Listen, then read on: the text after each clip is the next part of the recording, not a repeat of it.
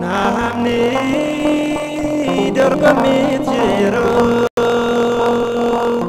sera isa egu kaba isa tinyo dorgomit gonfo moy chargata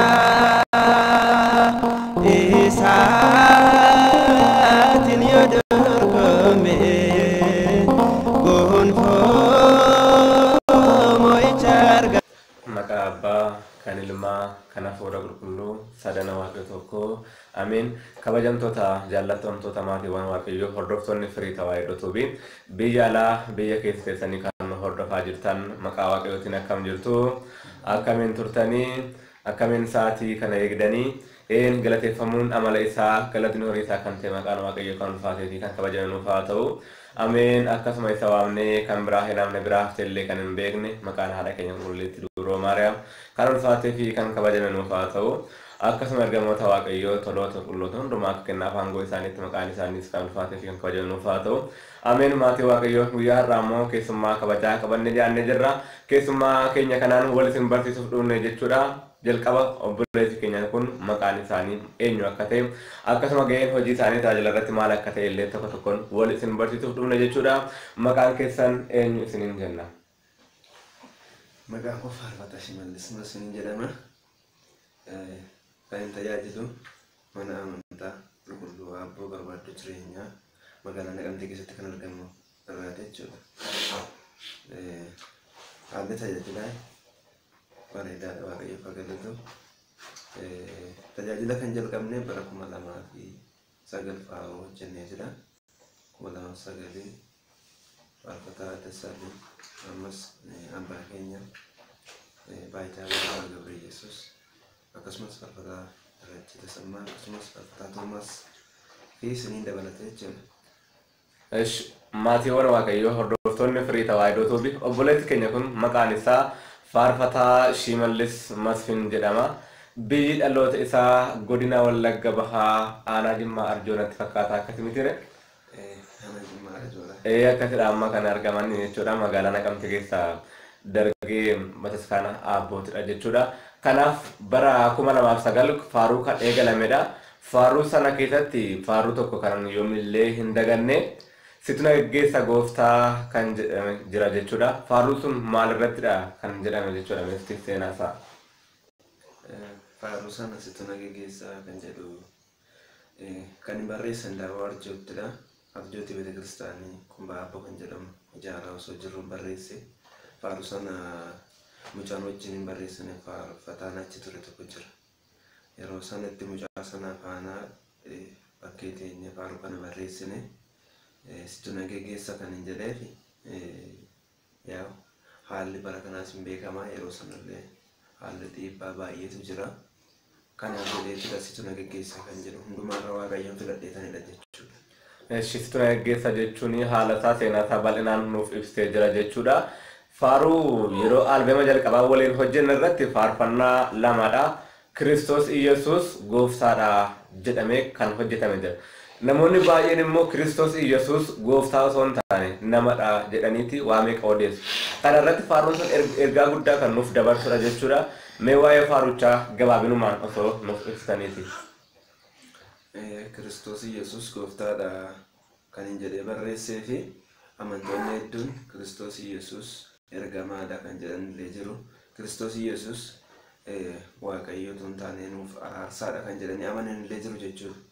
Isa kana Kiristoos Iyesuus gooftaa akka ta'ellee akka baratanii jireetanidha.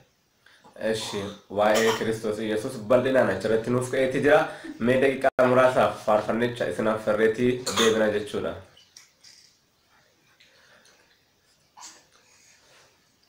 Kiristoos Iyesuus gooftaadha. Kiristoos Iyesuus gooftaadha. Eeyyeen gooftaadha. Inni ergama miti gooftaadha. Kiristoos Iyesuus gooftaadha. Kiristoos Iyesuus gooftaadha.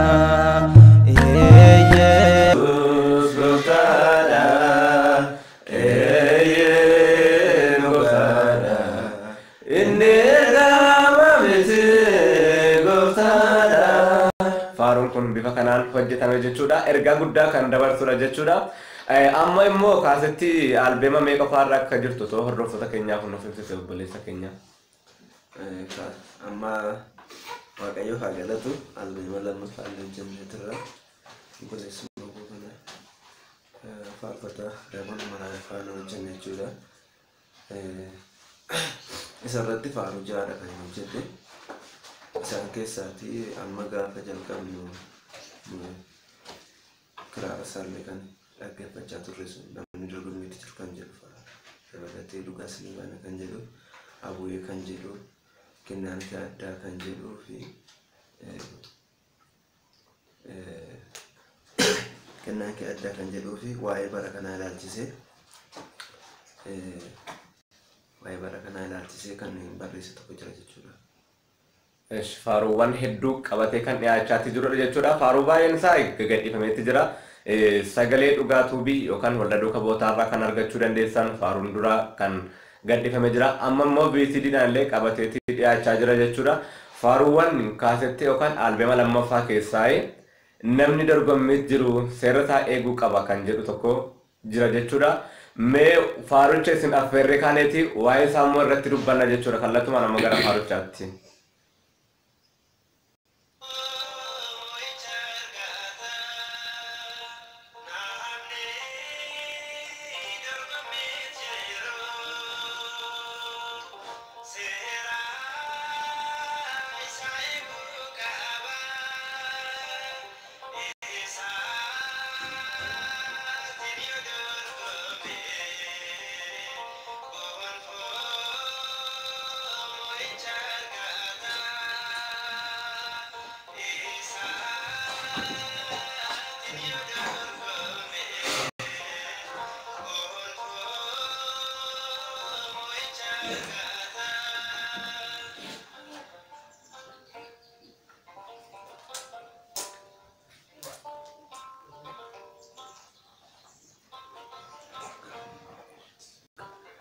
Faaruun kun jechuudha kanuma obboleessa keenya argaa jirtan kanaadha jechuudha. Obboleessa keenya kabajamoof jaallatamoo faarfataa Shimallis Masfiinidha. Faaruu kun mee haala yeroo kanaatiin kan wal qabatudha jechuudha. Mee waa'ee faaruu kana gabaabinumaan osoo hordoftoota keenyaaf ibsame. Tole. Bareedaadha Waaqayyoof galanni haa ta'u. Faaruu kana ilaalchisee namni dorgommiitti jiru kan jedhu sana kan barreessee fi haaluma dhaloota ammaa ilaalchiseedha. Jechuun dhaloonni amma yeroo inni karaarraa kaatee jirutti faaruun kun illee barsiisa ta'uufii danda'a. Saba kiristaanaa kanaaf fayyina ta'uu danda'a. Namni meeqa faaruu kana dhaggeeffatee deebi'uutii danda'a. Isa kan lubbuu kana dhiisaatii iyyuu dorgommii biyya lafaallee namni meedaa keessa osoo jiru sarararraa kan kaatudha yoo ta'e sarararraatiin yoo kaate fiigichi inni fiigaa jiruu fi dorgommii inni dorgomaa jiru kuni hirkatti olii gadi taa'een qofa jechuudha. Kanaaf kiristaanota immoo kan barbaachisu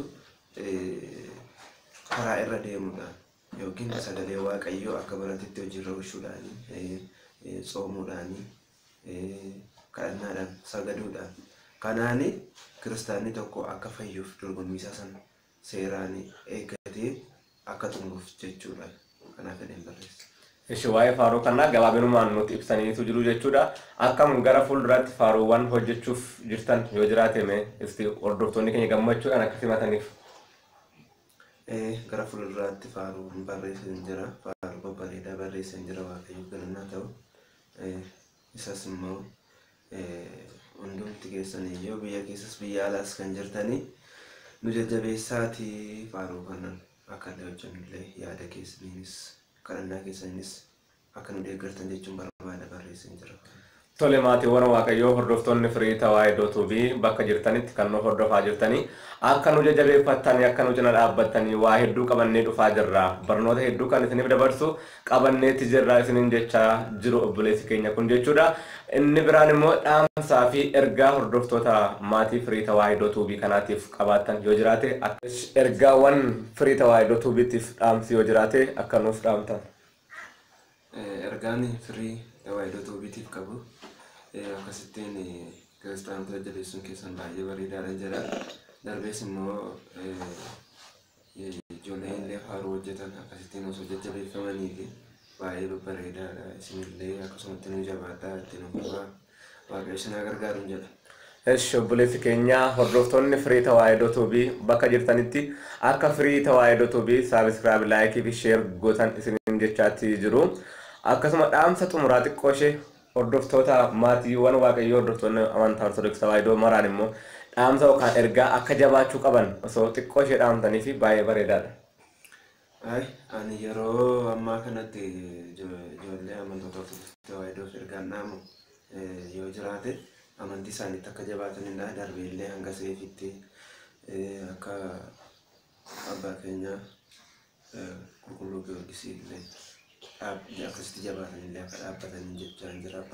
Barri kun yeroo gidiraadha, yeroo ciniinsuudha. Isa kanaaf illee amantii isaaniitiin hanga dhumaatti jabaatanii akka dhaabbataniif ergaa dabarsuuf. Bakka jirtanitti akka dhaabbattanii akka amantaa keessaniin jabaattan isiniin jechaatti jiru. Hordoftoota maatii Waaqayyoo kan nu hordofaa turtan hundumti keessanuu Waaqayyo isin haa eebbisu jecha.